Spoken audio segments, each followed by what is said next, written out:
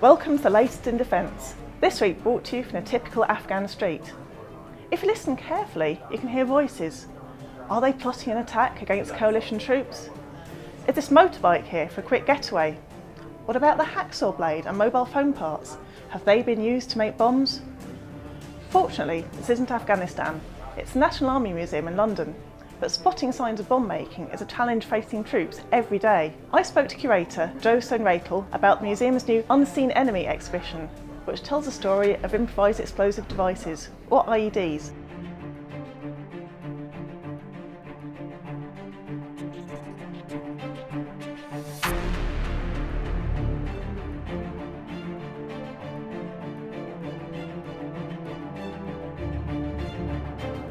From the start of the exhibition, we wanted to look at how IEDs are a turning point in the way that the British Army, British forces are fighting conflict.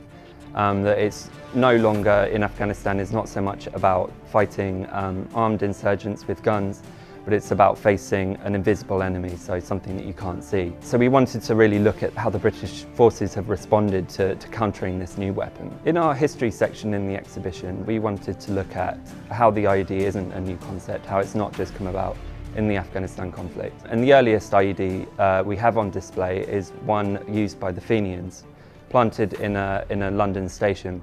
And so these supporters of Irish nationalism targeted police, army, and also public places. So the first IED is an alarm clock with a pistol attached to the back, and it would fire a bullet at an explosive beside it. Next to that, we've got this print of Colonel Magendie, who is seen as the first sort of pioneer of bomb disposal. So we wanted to look at him and how that sort of idea of dealing with IEDs isn't a new thing either. So the idea behind the Afghan street recreation is to create an atmosphere of what it's like to be on patrol. We wanted to get across the experience of how tense it is on patrol, what it's like to walk along and feel like any step could be your last. So we put some ground signs into the ground with the help of a disposal expert, and things like upturned earth, different colours on the ground, unusual shapes on the ground, bits of wire sticking out, and visitors are looking for these ground signs. And we wanted to get across the idea how long it takes to go on patrol in an Afghan street if you're looking for every single sign that an IED could be buried. On loan from the MED, we have a number of remote controlled vehicles that are used out in Afghanistan to deal with devices from a distance. They enable disposal teams to deal with devices rather than actually go up and do it themselves, so it's making them safe basically. So one of them is a wheelbarrow, and that's a larger remote control vehicle. And on this, a new bit of kit that we're showing in the exhibition is a Quarrel System, which is basically an air blower system.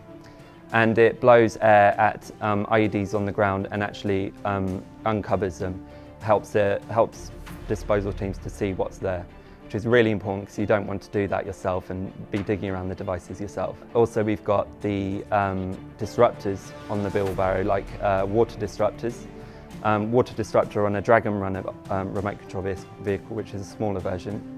And that actually breaks the explosive circuit, so it fires water at such a high charge that it breaks the circuit, makes the device safe, and again, the disposal team can do that from a distance rather than going up to do it themselves.